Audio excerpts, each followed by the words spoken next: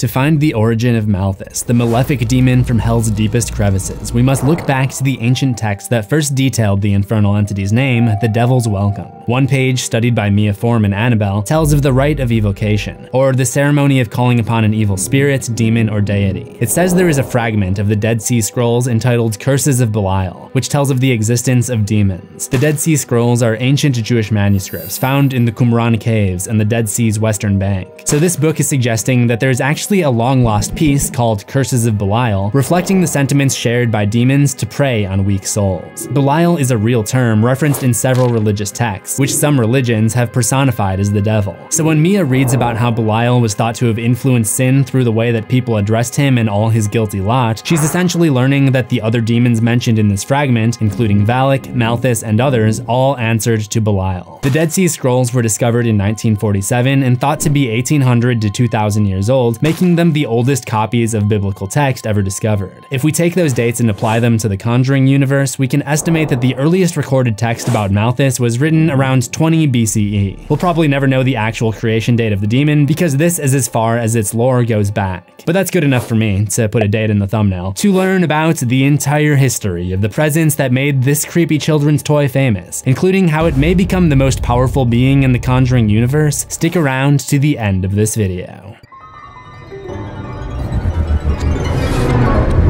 Welcome to Horror History. My name is Professor CZsWorld. What do they call me? A YouTuber, an influencer, a creator? Something inhuman. Something like that. Today's lesson is Malphas, who most notably is the antagonist of the Annabelle spin-offs. Like many Conjuring villains, Malphas is based on mythological folklore. The Lesser Key of Solomon is a 17th century spellbook on demonology that contains details about many of the demons found in popular fiction, including Paimon from Hereditary and Valak from The Conjuring 2. It's divided up into 5 titles. Ars Goettia focuses on the practice of conjuring demons, so naturally it serves as a major source of lore for the Conjuring franchise. It contains 72 demons, each one serving some kind of role in the hierarchy of hell. There are kings, dukes, princes, marquises, knights, presidents, and earls. Malphas is considered an earl of hell. Also sometimes known as Halphas, this demon is not associated with the ram form as portrayed in the movies, but rather as a wicked stork with a hoarse voice. I just imagine Malphas having the voice of Jeff Garlin.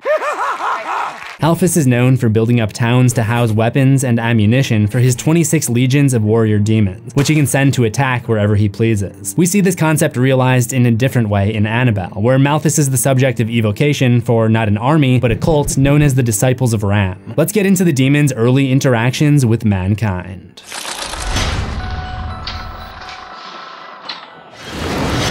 For as long as there have been religious entities, those entities have had followers. Malphas's followers are a cult known as the Disciples of Ram, a reference to the rarely seen true form of the creature, a humanoid figure with ram-like horns. It also possesses long, claw-like fingers and charcoal black features, which are explained by Annabelle director John Leonetti. I wanted it to be like this thing had been in hell and it was jet black, like charred, like he's really been in hell, and that was kind of the visual kind of inspiration for it. He's also got a beautiful goatee. That one gets the CZ stamp of approval. Malphas is your traditional gargoyle-looking demon, which works thematically to tie the character into this idea of a religious clash, which takes me back to his milieu. The evocation page, the page that explains the summoning of the demon, mentions that an incantation is to be performed with spilled blood. We can't see the entire text, but it looks like the summoner should be both impious and uncleanly. Looking at the 2 disciples of Ram who performed the ritual on Annabelle, I'd say they check those boxes pretty neatly, especially the uncleanly part. Let's move ahead to the chapter specifically about Malphas and his disciples of Ram. The passage lays out the rules. In layman's terms, in order for Malphas to take a soul and possess a body, the victim must agree to give it up. Once the deal is made, it's everlasting, and the church fears this because if the demon tricks someone into doing this, there's not really much they can do to fix it. Which brings us to the 3 stages of demonic activity: infestation,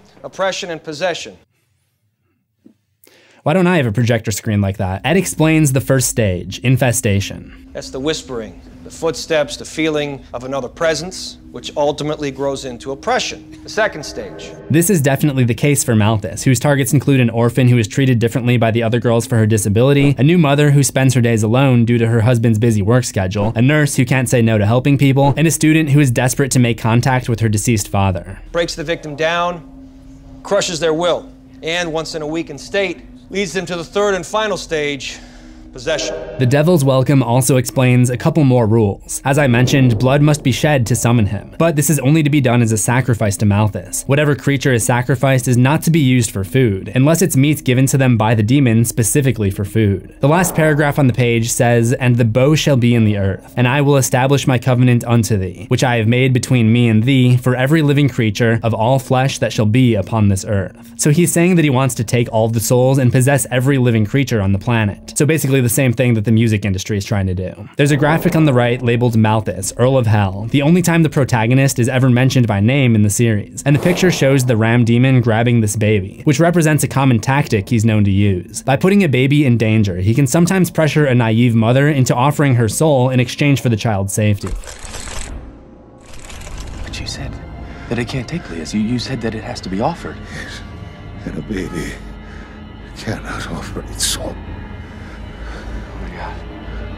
Mia. This wouldn't be the only clever tactic of deception used by the demon. The devil is the father of lies.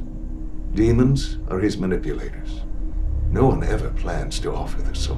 This presence would infest many homes over the years, and each of them taught the fiend some new tricks that it would carry on to its next target, meaning if it isn't contained, it could become more and more deceptive, making it more and more powerful. We will pick up on some of these tricks as we follow Malphas' journey through history.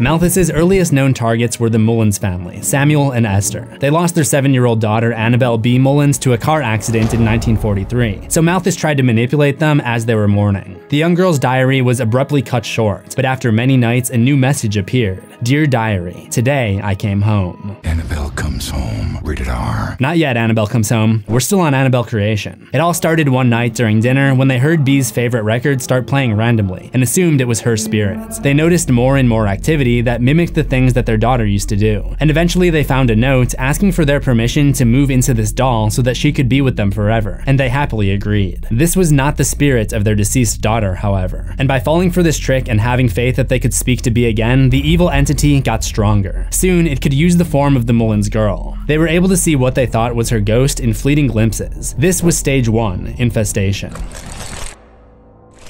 But we soon realized it wasn't our Annabelle at all.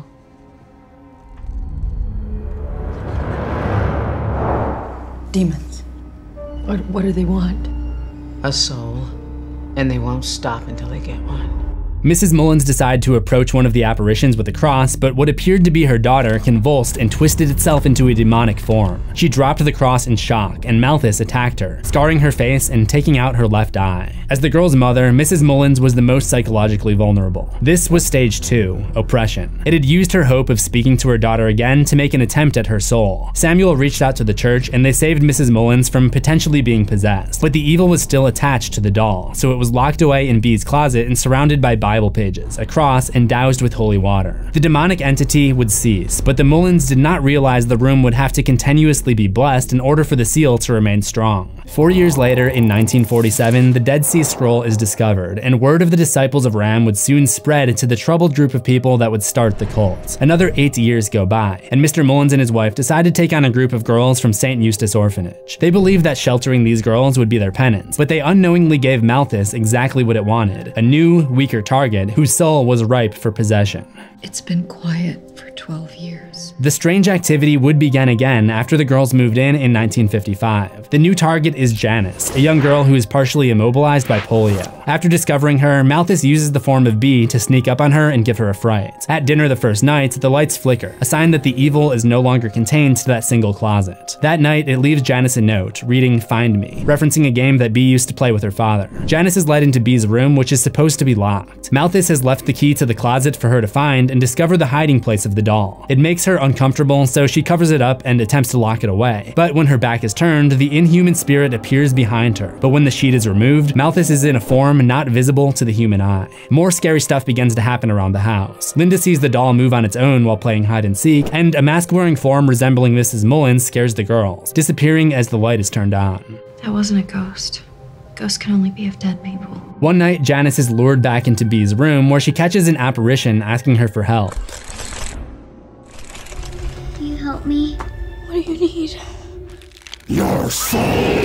Malphas proceeds to drag her around, leaving a laceration on her leg. She manages to escape the room, but Malphas slams all of the bedroom doors so that she can't get help, leaving her no option but to go for the stair lift. Isolating the target to make her feel alone seems to be a common tactic for Malphas. She looks up and sees the evil exiting the room in what appears to be a gaseous form. This is the only time we see the demon travel like this, but I can only assume that this is how it usually gets around, to be able to travel through walls and perhaps change itself into multiple forms. Janet's chair stalls 3/4 of the way down, so she tries to get up and crawl to safety on her own. The last thing she sees is the form of B, standing at the top of the stairs, before she is air-yeeted high into the foyer and then dropped onto the cold, hard floor. She later admits to Sister Charlotte, who is in charge of all the orphans, that she believes that the presence is preying on her because she is the weakest. But Charlotte disagrees, telling her that the devil preys on those weak of faith, not weak of flesh or bone. The night she returns from the hospital, her friend Linda has a few scary experiences with Malphas. She looks through the keyhole to B's room and sees the Annabelle doll using the rocking chair, but when she opens the door, it's nowhere to be seen. Then, as she's playing with the ball shooter in her room, the invisible entity grabs it and raises it to the top of the doorframe before yanking it from her hands. She hears loud footsteps, or perhaps hoof steps, running towards her, so she hides in her top bunk and listens as the lights are turned off and Malphas inhabits the lower bunk, leaving behind charred black footsteps, another sign of the burning the creature would have endured in the deepest layers of hell. Linda looks down and sees Annabelle staring back up at her, and she hides under the covers after seeing Malphas in its true demonic form. At this point, Janice, Linda, and the two older girls, Carol and Nancy, have all had scary experiences with Malphas, but it has not yet attempted to possess any of them. I think the demon is testing each of the girls to see whose faith is the weakest. Janice is the weakest of body, but it's also possible that this also led to her faith being weakened. As she becomes older and more crippled, she realizes that no family will want to take in a broken child, and that idea is demoralizing for her. She's also dealing with the fact that she's treated differently than the other girls due to her condition, and this makes her an easy target because the demonic attacks can be explained away as Janice lashing out is a response to what she's going through emotionally. She's at that age where her hormones take over her emotions, an age that is commonly associated with attracting a poltergeist because the spirits are said to be attracted to the negative feelings that come with nearing those teenage years. The next day, Sister Charlotte takes her out into the sunlight and Malphas makes up its mind about who to try to possess first. It takes the form of a nun, something we've seen many times from its European counterpart Valak. The creepy nun is a popular form for these demons to take because it represents an attack on the victim's religious belief, much like how the ominous knocking in The Conjuring always comes in threes as an insult to the Holy Trinity. The creepy nun shoves Janice out of the wheelchair and into the barn, where it reverts to the form of B to crawl out of the shadows and begin stage 3, possession. In the Conjurverse, you basically just have to puke in someone's mouth to possess them, I guess. I think Malphas essentially just made Janice give up at this point. She had gotten back from the hospital and already she was going to have another demonic encounter and probably another injury. With one victim possessed, Malphas had achieved its goal, but remember the text in The Devil's Welcome: to establish covenant unto the people and for every living creature of all flesh that shall be upon the earth. In other words, Malphas will now use Janice to try to possess the bodies of the others, then keep expanding out until the whole world is taken over. For its next target, Malphas wants to take advantage of the element of surprise, so when Sister Charlotte comes in to check on her, Janice pretends to be fine. But with the added power of Janice, the ram demon decides to try again with a target that it was unable to possess 13 years ago.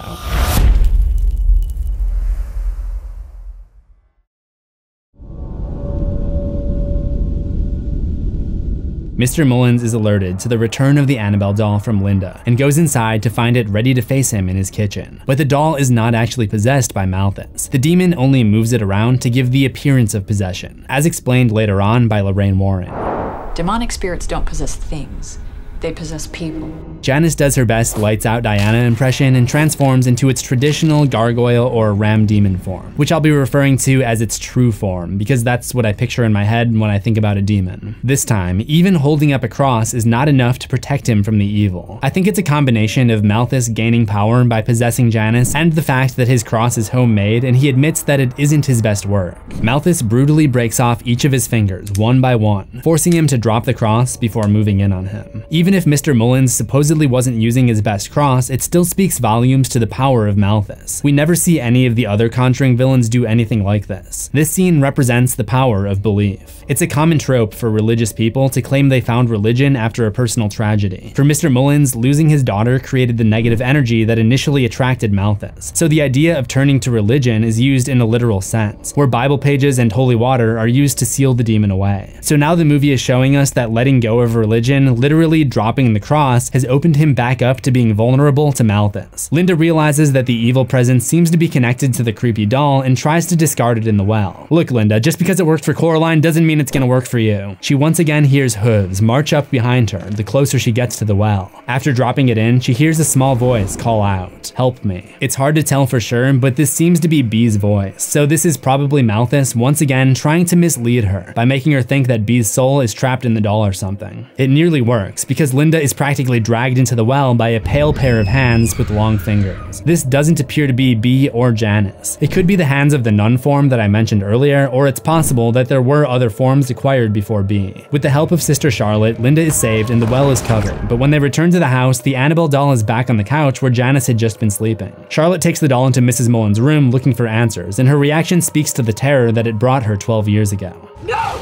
No, get that thing away from me! She claims that the evil has returned, calling it the devil itself, which is probably not accurate based on what we know from the Devil's Welcome. Malphas is just one of the many demons working under the devil, Belial. With the demonic nature of the haunting now revealed, Malphas can no longer rely on deception to possess its victims, so with its game plan out the window, it launches a full-on offensive attack. At this point, we have multiple things going on in multiple locations. I would still attribute all of this activity to Malphas, but because Janice is still alive and possessed by Malphas, she's essentially programmed to act on its behalf. So Janice can be upstairs terrorizing the orphans while Malphas is downstairs using whatever form it wants to torment Mrs. Mullins. So Nancy, Carol, and Tierney find Janice having tea with the Annabelle doll, and Janice attacks Nancy. Sister Charlotte attempts to dispel the demon using prayer, so Janice air yeets her into a mirror. The girls try to scream for help, but Janice has another idea. Or you could help me. Meanwhile, Malphas cuts Mrs. Mullins in half, crucifies her to a wall, and rings her bell to try to lure the girls into the room. They're horrified by what they find, and they try to flee the property using Mr. Mullins' truck, where they encounter a scarecrow with an ability to move on its own.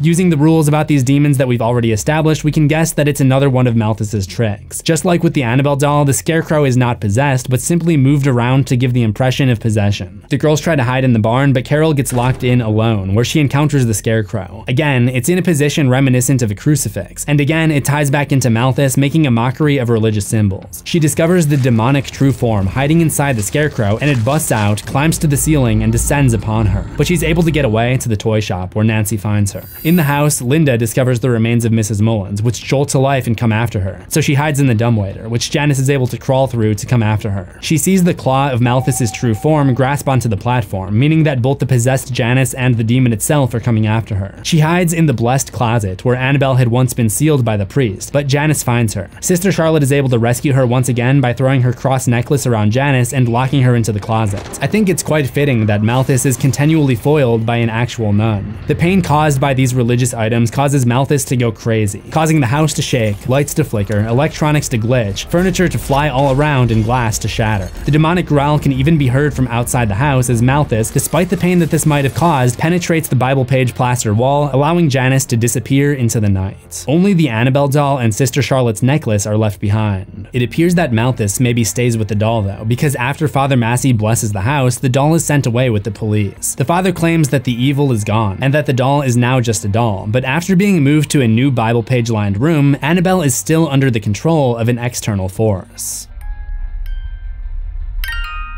It seems that Malphas stayed with the doll by choice. It's later described by paranormal expert Ed Warren, who explains that the demonic force is latched on to the doll. Of course, it's never explicitly explained why, but I would guess it's for one of two reasons. Perhaps Malphas saw value in remaining with the Annabelle doll because it had proven itself successful as a way to trick people. Or maybe there's actually some kind of bond being formed between the evil deity and this handmade toy, in the same way that Ed Warren describes the items in his cursed artifact room. Well, why not just throw them in an incinerator, destroy them? Well, that would only destroy the vessel. Sometimes it's better to keep the genie in the bottle. Janice somehow ends up at St. Joachim Orphanage, where she's adopted by a couple named Mr. and Mrs. Higgins. She takes on the name Annabelle, the actual first name of Bee. Although she is still possessed, she doesn't immediately take on an evil persona, instead becoming more and more horrible over the next couple years before eventually running away from home to join a cult. Of course, the cult she joins is the Disciples of Ram, the Charles Manson-led group dedicated to summoning Malphas. She gets a crazy-looking cultist boyfriend, and although this part of the story isn't shown on screen, I'm guessing it's no coincidence that the Annabelle doll ends up in the hands of Mr. and Mrs. Higgins' next-door neighbor, Mia Form. Perhaps it was one of the cult's evocation spells that caused the doll to be moved so close to home. On October 2nd, 1967, 12 years after her adoption into the Higgins family, and roughly a decade after she ran away, Janice, now known as Annabelle, would come home. Annabelle comes home. Rated R. Nope, it's still not you.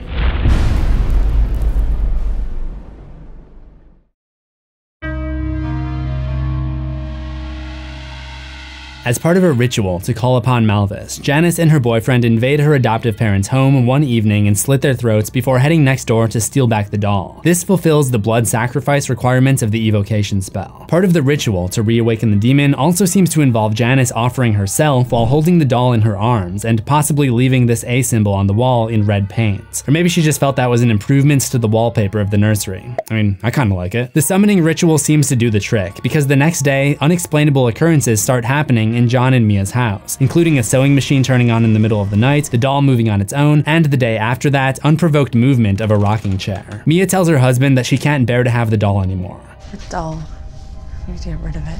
When she had it in her hands. But like the time that Linda tried to dump the doll down the well, it somehow appears again. It seems that if Malphas has its target set on you, there's nothing you can actually do to get rid of the Annabelle doll. Unlike the penguin from Mario 64.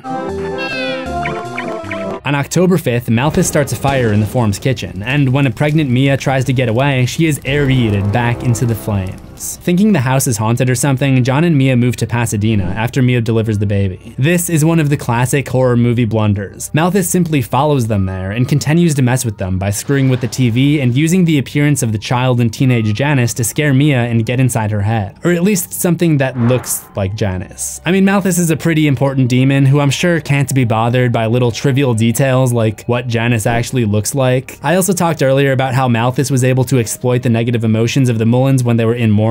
It uses similar tactics here by listening in on John and Mia's conversations about the stress caused by their new parenthood and John's job to divide them even further. Malphas seems to focus its attacks on when Mia is home alone with the baby to make her feel further isolated, like on October 7th when it lures her into the living room while hiding behind the curtain, a little trick it picked up from B, then blasting her to the ground and running away in the form of Janice, or whatever. With Mia, Malphas is taking a somewhat similar approach as it did with the Mullins. Instead of tricking them into giving up their souls with the false promise of speaking to their daughter again, Malphas is pretending to go after the soul of the baby in hopes that Mia will offer her soul in exchange for her child's safety.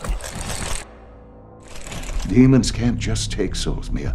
Soul needs to be offered to the demon before it can take it. And a baby cannot offer its soul. So the next night, Malphas does everything it can to make Mia feel that her baby is in danger. After putting Leah to bed, she goes to the basement to put some stuff into storage when she hears the sound of a baby fussing, and a carriage appears at the end of the room. She investigates to find that the stroller is actually empty, and that this is a trap devised by Malphas in its true form. Malphas grabs her forearm and scratches the A symbol onto it. The creature rises up to a terrifying height as she runs away, and the elevator won't operate when she tries to ride it to safety, forcing her to run back through the basement to get to the stairs. She hears her baby crying as she runs out a virtual suicide squeeze back to her apartment, but trips and drops her flashlight. When she looks back over the edge, she realizes that Malphas is right below her. Almost the same scenario as when Linda saw Malphas in the bunk below her at the Mullins farmhouse. When she gets back to her floor, she looks back and sees Malphas growling and staring at her from less than one full flight of stairs below. Then, during one lightning strike, it is instantly advanced up to her level before she sprints the rest of the way into her apartment. This is one of the only times we actually see Malphas use this method of extremely fast movement, or possibly teleportation, but it does help explain something about Annabelle creation. Specifically, the part where it scares the girls out of the downstairs bedroom, then is already waiting for them when they run to the barn. Some unspecified amount of time goes by. It's long enough that the scratch on Mia's arm is fully healed. On the way home from a bookstore, she hears Janice/Annabelle whisper her name, and the baby stroller rolls into the street and gets the old gauged Creed treatment from a garbage truck.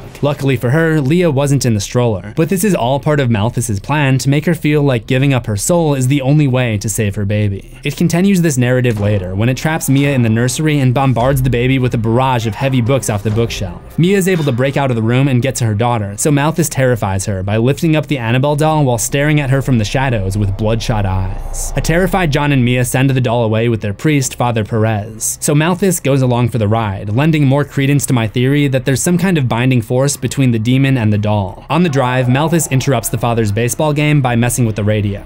Rude. Just rude. The father tries to bring the doll into the church, and Malphas, perhaps remembering the pain inflicted by being locked away and surrounded by holy items, channels a ton of power and air yeets Father Perez into the streets. Janice, or at least Malphas in its Janice form, takes the doll back to return it to Mia. When John discovers what happened to Father Perez, he tries to call and warn his wife, but Malphas messes with the phone lines. It's interesting to me that a demon that existed long before electronic technology does so much tampering with phones, TVs, and radios, but it would make sense that it would try to deceive humans by using their primary methods of communication. Just as it used a nun form before taking the soul of Janice, it now uses the form of Father Perez to stage its final attack on her. May God have mercy on your soul! It pulls out all the stops to try to convince Mia to offer her soul, like playing demonic chanting over the record player, disfiguring the dolls in the nursery, crawling on the ceiling, and even kidnapping Leah, which sends Mia into a desperate search for her daughter that culminates in her asking.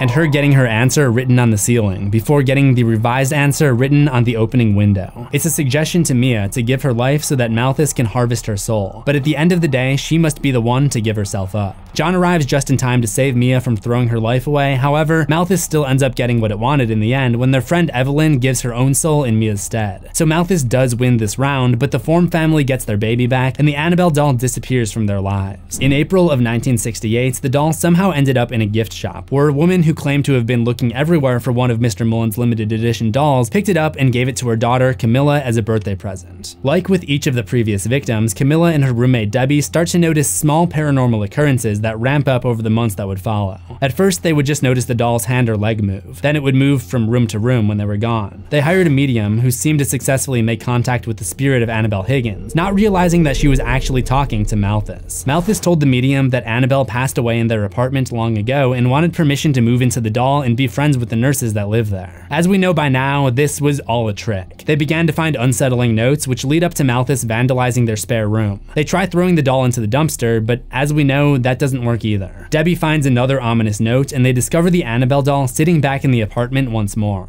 Something also happens between the doll and one of their boyfriends, though it's not clear exactly what. Realizing they're in more trouble than the medium led them to believe, they decide to call in the big help and contact renowned demonologists Ed and Lorraine Warren. The Warrens explain how the inhuman spirits tricked them. You gave it permission to infest your lives. Before things get any worse, Ed and Lorraine called the church to have a priest sent in to bless the apartment and its inhabitants, which seemed to do the trick. I think Malphas knew what it was up against here and decided to calm down for the time being. The Warrens would take the doll with them for safekeeping. Annabelle was finally coming home. Annabelle comes home. Rated R. Comes home. Experience it in IMAX.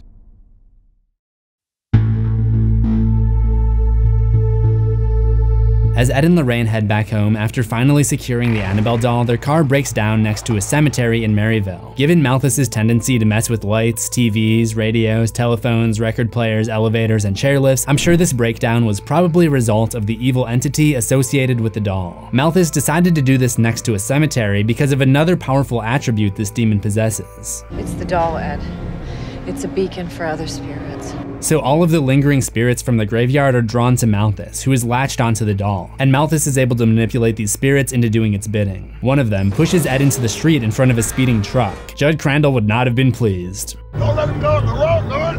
Malphas takes over the truck so that the driver has no control and tries to take out Ed, who is barely able to dodge the oncoming vehicle. The inhuman spirit was far more powerful than they anticipated. Their priest, Father Gordon, is waiting for them when they arrive home. As they take Annabelle to the artifact room, the doll stares at their young daughter, Judy, perhaps perceiving her as a weaker target. At first they leave the doll in a rocking chair, but it causes complete chaos, making clocks run backwards and influencing other artifacts to come to life. A simple blessing and splash of holy water is not enough to contain it, so they build a glass case using material from the Trinity Church Chapel. The doll gains a reputation as the Warrens' most malevolent item, at least at the time. It would continue to be housed at their home in Monroe, Connecticut, and be blessed twice a month by a priest. It would remain there for the next 3 years. In 1971, while the Warrens are investigating a case in Rhode Island, they bring back the spirit of a witch named Bathsheba. Because Bathsheba is particularly malicious, and because Malphas is a beacon for other spirits, the witch becomes attracted to the doll and frees it from the protective casing. In the middle of the night, Bathsheba takes the doll out into one of the rooms. Judy is woken up by Bathsheba pulling at her ankle and investigates the house. She finds Bathsheba rocking on a chair and combing Annabelle's tear in one of the rooms. Malphas turns Annabelle's head to give the appearance that the doll itself is turning to stare at Judy. She tries to exit the room but finds that she's locked in, and the two malevolent spirits have disappeared from human sight. This is a potentially disastrous situation. You have one inexperienced young medium trapped inside with two powerful and malicious supernatural entities. One of them starts hurling furniture at her, but luckily Ed and Lorraine get home in time to rescue her before she takes on any damage. Ed checks the cursed artifact room to see if anything is out of order, but by that time Annabelle is back in the glass case, so this potential catastrophe ends up being more of a minor incident. But perhaps this also reinvigorated the demon's spirits. The following year, in September 1972, shortly before Judy Warren's birthday party that year, a girl named Daniela Rios sneaks into the Warrens' artifact room and places a photo of her deceased father on the piano, hoping to find a way to make contact with the other side to talk to him.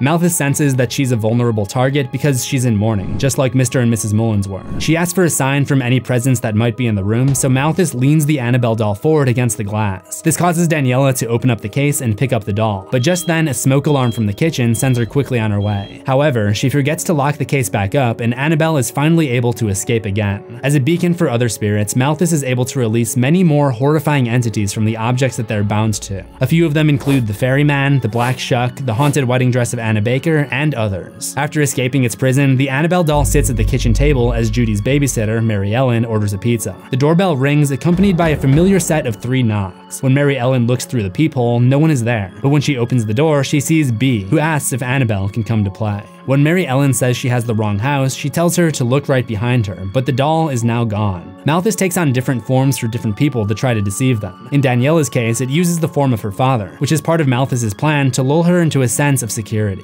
Later on, Judy senses something going on upstairs and sees the bride associated with the haunted wedding dress go into one of the rooms. However, this can't just be the ghost on its own because it finds a note that says, "Miss me," just like the nurses did when Malphas began terrorizing them. So when the bride comes at her with a knife, it's likely being driven by Malphas. Later that night, Malphas continues to haunt Judy by hiding the remote under the couch and frightening her with the Annabelle doll when she goes to look for it. The black shuck is a werewolf-like creature that guards the perimeter of the house, preventing Mary Ellen's love interest, Bob, from offering help to the 3 girls. Daniela is lured into the cursed artifact room again when Malphas leaves the door unlocked to tempt her. She tries using the mourning bracelet, an item said to let somebody connect with a deceased loved one. While this bracelet does work for Lorraine under the right circumstances, Malphas interferes with it by pretending to be her dad. She sees his face appear in the mirror, but when she turns to look at him, one of his eyes is missing, much like Mrs. Mullins. Malphas probably saw how much the one-eyed Mrs. Mullins scared the girls back at the farmhouse and decided to try to use it again on Daniela. That's probably what makes Malphas one of the cleverest and most dangerous inhuman spirits in the Conjuring franchise. It never forgets an old trick, so the longer it sticks around, the more tactics it learns, and the better it gets at deceiving its prey and coercing them to give up their souls. The fact that it still uses B. Mullins as one of its forms 29 years after her death just proves that Malphas always still has an old trick at its disposal. As with the Mullins and the form residence hauntings before, Malphas ramps things up throughout the nights to try to put its victims on edge. First, it shatters Mary Ellen's milk glass, then randomly turns on the radio. When she checks in on a sleeping Judy, Mary Ellen discovers the Annabelle doll under the covers. She finds it kind of disturbing, but doesn't know that the doll is attached to an evil entity, so she doesn't think much of it. When she goes back downstairs, the TV is on. Malphas also messes with the TV inside the artifact room where Daniela is. This time, instead of pulling out another old trick, it puts a new one on display, by making the television show what happens a few seconds into the future. Like many of the strange things that happen in the Conjurverse, this phenomenon isn't ever explained, but I personally think that it's actually very simple. If Lorraine has a clairvoyance ability which allows her to foresee future events, like her daughter being in danger in The Conjuring 1 and her husband being in danger in The Conjuring 2, who's to say that Malphas doesn't also have a touch of clairvoyance? And since we've already seen that Malphas has the ability to make electronics go haywire, it doesn't seem like too much of a stretch for it to be able to display these future events on a TV screen. Meanwhile, Mary Ellen hears a tape player playing audio of Ed and Lorraine's case file on their investigation of the ferryman, an evil spirit set loose by Malphas. She finds the source of the audio and turns it off. The ferryman is known for putting coins over the eyes of its victims, and she follows a trail of coins until she sees a pair of them floating on the ceiling. We saw Malphas hide on the ceiling before attacking Carol in 1955 and Evelyn in 1967, so seeing the ferryman use this approach means that Malphas was probably involved. It's likely using the ferryman as a conduit, in the same way we saw Val use the ghost of Bill Wilkins in The Conjuring 2. Mary Ellen runs for it, but she trips on something and gets air-yeeted back into the dark.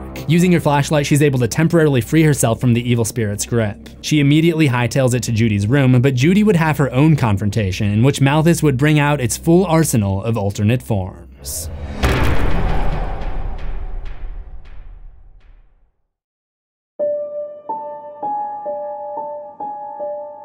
Judy sleeps next to a revolving color wheel lamp, a novelty item that dates back to the 1950s. This lamp would have an unusual effect on the demon Malphas. It begins with Malphas dragging Judy by the ankle to wake her up. This is exactly how Bathsheba woke up her victims in The Conjuring, though it's not clear if Bathsheba actually escaped the music box it was captured in, or if Malphas just learned this from the witch's ghost when they met the previous year. When she wakes up, Judy quickly realizes that something is wrong when she discovers the Annabelle doll underneath the covers with her. B appears from under the covers at the foot of the bed and scares her, causing her to knock over the color wheel. It continues to spin and project its colored light onto the wall. As each color changes, a different form of Malphas is displayed. It starts with the doll, then B, then the adult version of Janice, and finally, the rarely seen true form of Malphas. Then it appears behind her on the bed and screeches at her. She bolts out of the room where Mary Ellen is waiting for her. With the black shuck outside, they realize they're trapped in. They place a call to Lorraine for help, but Malphas has manipulated the phone lines as well. Can I speak to Annabelle? I'm sorry? You need to give her a soul, dear. What? A soul. She wants her soul. Give me her soul. That's even more annoying than telemarketers. Well, no, maybe not that annoying. Before trying to make an attempt on one of their souls, all of the bells in the house start ringing, which might be another callback to Mrs. Mullins, who had a bedside handbell to request help. Then the typewriter goes all Jack Torrance and writes the words "miss me" over and over. A phone starts ringing in the artifact room, and Judy and Mary Ellen get in there just in time to stop Daniela from touching it. She admits to being the one who let Annabelle out of the case and has bad news regarding the other spirits in the room. What else did you touch?